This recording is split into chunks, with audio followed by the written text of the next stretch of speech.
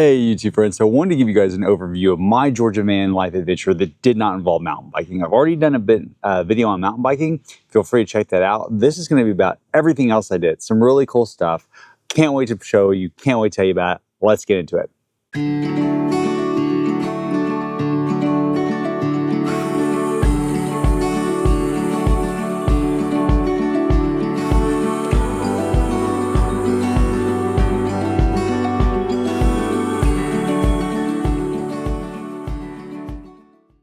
So Georgia's an amazing state. I loved it. I shortchanged it. And I can say that pretty much about every state right now. First of all, before I get into it though, if you decide you like this content, please hit the like button as well as the subscribe button, turn on notifications, and drop us a comment. All right, now, Georgia's an amazing state. I had a month budgeted for Georgia, and I ended up falling in love with mountain biking even more than I thought. So I ended up devoting a bunch of my time to mountain biking. And I had a bike issue which kept me in the greater Atlanta area for a week, which I had originally planned to spend 2 days in Atlanta. It turned into a week. But I'm gonna walk you through my Georgia itinerary, tell you some things I did, tell you some things that maybe I'd skip or shorten. First thing I did was I went to Jekyll Island. Jekyll Island is part of the Golden Isles. They're off the coast of Georgia. What makes Jekyll Island special is its driftwood beach, its sea trail facility. It just has a lot to do for a small island. And more importantly, they allow dogs on the beach. So I'm going to show you some videos as we go. Unfortunately, I shot a lot of the video on my phone as well as pictures, but I took a bike ride around Jekyll Island, which was pretty neat, right? Because there was a nice little village. I then stopped at the Sea Turtle Rescue Center. I got to see this really cool thing of a sea turtle that had just come in getting antibiotics injected. And the first thing that struck me was that operating room looks like an operating room for like people, right? Like that's how amazing it is. From there, I kept riding and I stopped by Driftwood Beach. Driftwood Beach, I don't know where the wood comes from. Like when I think of driftwood, I think of like pieces of driftwood. What you see in Driftwood Beach is like whole trees of driftwood. And that to me was pretty phenomenal. Jekyll Island does charge $10 per car to get in per day. And so you're paying a parking fee to get onto the island, even if you have already paid the campground fee. The cool thing about Jekyll Island is the entire island is not very large. You can totally bike around it, which is great. I put my commuter bike around. I rode the bike around the whole day and really enjoyed that aspect of it. The campground itself, I was not in love with. First of all, there's only one campground on Jekyll Island, and you have to stay there. It is not legal to park, and especially not overnight anywhere else. So you're forced into that campground. It is expensive. I remember it being like around $60 a night. And the only reason I did it was because there were so many things I wanted to see in Jekyll Island that made it worth it to me. So Jekyll Island is definitely worth going to. The campground itself is okay. You're cramped in, but there's old growth trees with Spanish moss. It is pretty, don't get me wrong. It's just you are cramped in to the campground. So I recommend Jekyll Island if you want to go to the beach, especially if you have a dog, because there are very few beaches in Georgia that actually allow you to take your dog on the beach. Jekyll Island is one that does, and there are no restrictions on that, obviously the leash, et cetera, but no actual like time restrictions, etc. From Jekyll Island, I moved into historic Savannah. Savannah was great. I actually stayed at Skidaway Island State Park. Now, being an island, you would think that there was a beach. Let me just value of that notion real quick. There is no beach on Skidaway Island State Park, or there may be a beach, but you don't have access to it from the state park. So Skidaway Island was just a stopping point for Savannah and a convenient place to get anywhere I wanted to be because it was within a 30-minute drive. So I stopped in Savannah. Savannah is this beautiful, old, historic, charming town. I mean, I don't know how to describe it, but I had always heard historic cities of Charleston, Savannah, those old southern cities, how beautiful they are. And that is absolutely true. I found Savannah to be a gorgeous city. The Basilica is really pretty. And I just spent a year in Europe and I went to a lot of very old, very beautiful churches. I will tell you that the Basilica in Savannah is one of the prettiest churches I've been to. It was just lovely. The way the city's laid out, the master plan is fantastic. My recommendation for Savannah is to do a few things. First, You definitely want to take one of the trolley tours because they point out a lot of things and give you a lot of the rich history of the city. As a van lifer, you can actually start by parking, I believe it's on MLK, at the museum and visit museum, because there's dedicated RV parking spots there, so it makes it very easy to park. I don't remember what it costs. There is a daily fee. I do not believe you can overnight there, but you have a safe, comfortable, easy place to park that is convenient to all the tourist sections, get you on the trolley, get you into the museum, because there's a museum right there, lets you experience all of that very, very conveniently. So definitely park there. And from there, I would move on, and after I do the trolley, I would go and walk around the waterfront. Riverfront Street is gorgeous, and there's a lot of good food and restaurants. I would say definitely get some cheese crab soup and go to Leopold's and have an ice cream. It is an old family recipe. The lemon custard has been the same since about, I believe, 1918. I actually love lemon custard, so highly, highly recommend that. Savannah is a 2 to 3 day city, and you will see everything you want to see, and you'll get a feel, because some of the old homes are probably worth going to. I unfortunately did not have sufficient time, so I did not get to do that. I wish I would have had more time in Savannah. Next to or close to Savannah is Tybee Island. All right, Tybee Island, kind of like Myrtle Beach. Tybee Island was referred to me as the Redneck Riviera. Is that true? I don't know. I'm going to show you some drone footage of Tybee Island. I think Tybee Island is really pretty. I say that. The island itself is pretty. The lighthouse is pretty. The beach at the end by the lighthouse was fairly deserted. I will tell you, they do not want you parking there. Unfortunately, they are very aggressive, and I had a long conversation with the meter maid.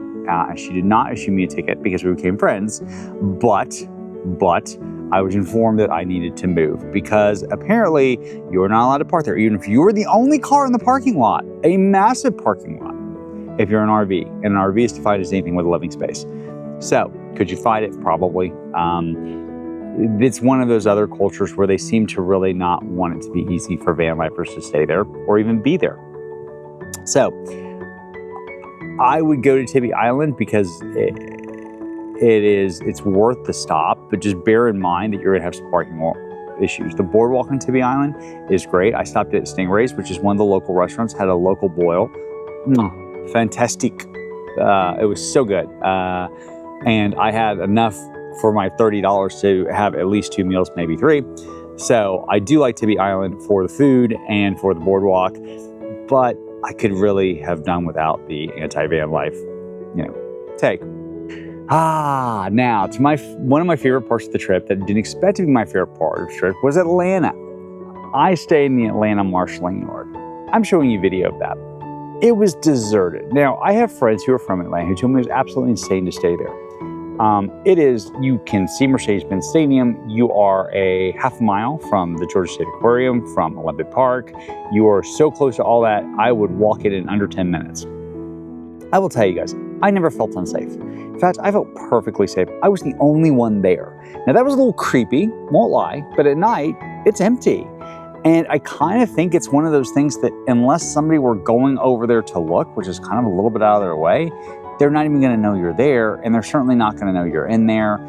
And I just don't, it's well lit. I just didn't feel like I was in an unsafe environment.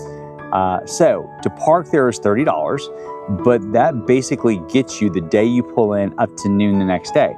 So if you time it right, you're not really overpaying for parking, right? Because that area is such a convenient area, you'd be paying $10+ minimum to park anyway, probably 20 or more. So you're basically overnighting for free, or for very cheap.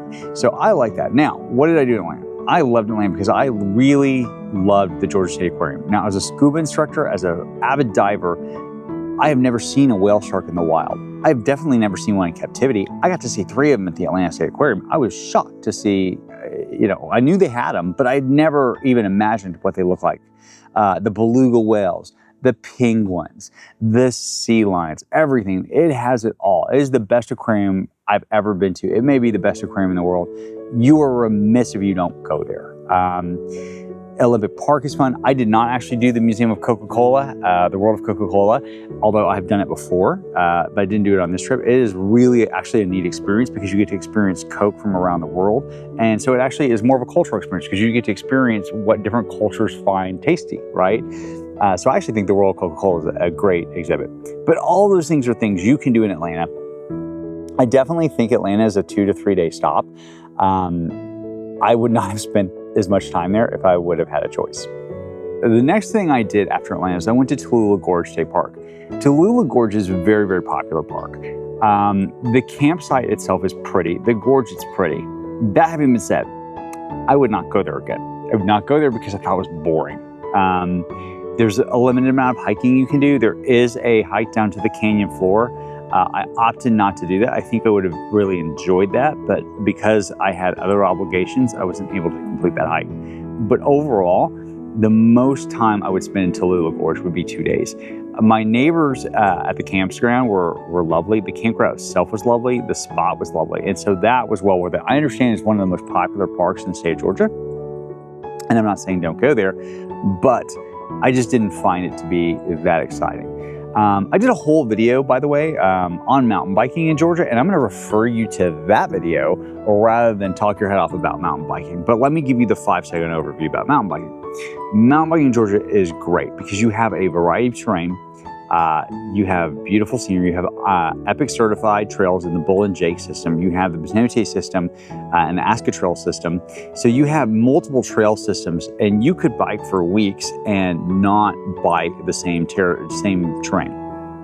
If I were to do it again, I would probably do a lot of what I did again because I really enjoyed the Aska Trail system. I really enjoyed my time at Mulberry Back Adventure Base Camp, and I would encourage you to watch my videos to see all this in detail. And I thought the Jake and Bull system was pretty cool, and you can boondock in the Jake and Bull system. I parked in the parking lot at the instruction of the Forest Service. I saw one car in 2 days. Plenty of parking, and the parking lot's the size of a football field. So you will have plenty of room. So even if you're not going to mountain bike, there's plenty of hiking opportunities, recreation opportunities. You have rivers, you have all kinds of beautiful things that you can go see. So I recommend doing that. I know I've kind of shortchanged this video of van life in Georgia, and I did that because I spent so much time in the mountain biking video, and I don't want to overwhelm you guys. I kind of shortchanged the rest of the state. There's so much I would have liked to have seen and done that I didn't get to do. I would definitely be back to Georgia. My recommendations for van life in Georgia are, it is a fairly van life friendly state. iOverlander works very well to help you find spots. You have plenty of boondocking opportunities in the Chattahoochee and around there. You will not get harassed. The people are culturally friendly to van life. Now, what will I say is the downsides? The downsides I will say is that some of the areas you want to go to, like Jekyll Island, there is no boondocking opportunities, and I think they will strictly enforce it there. There are only a couple of rest stops in the entire state, and they are at the border. Unlike Florida, where you have rest stops everywhere, all on the highways, where you can absolutely sleep the night in a pinch. That is not the case in Georgia. You need to have a plan of where you are going and where you are staying in Georgia. So that's the downside. The upside is the state parks are beautiful. And so if you want to stay at state parks, you can. They are harder to book. I had to use RV and get creative. The downside is they're on the more expensive side. So you're paying for those beautiful facilities. But overall, I really enjoyed my time in Georgia. It's now moved up to be one of my favorite states because where else do you have beaches 2 hours from Atlanta and the mountains 2 hours from Atlanta? If you're in Atlanta, you can decide, I'm going to beaches in 2 hours. Actually, you can be in the mountains in an hour from Atlanta. Jake and Bull's about an hour outside of Atlanta, maybe a little more because I was more in the suburbs, but you get the point. All right, as always, if you enjoyed this content, please hit that like and subscribe button, turn on notifications, and drop us a comment. I really appreciate you watching. As always, if you have any questions or comments, please feel free to drop them in the comments or reach out to me individually via my website, tychapman.com. Thanks for watching. Take care.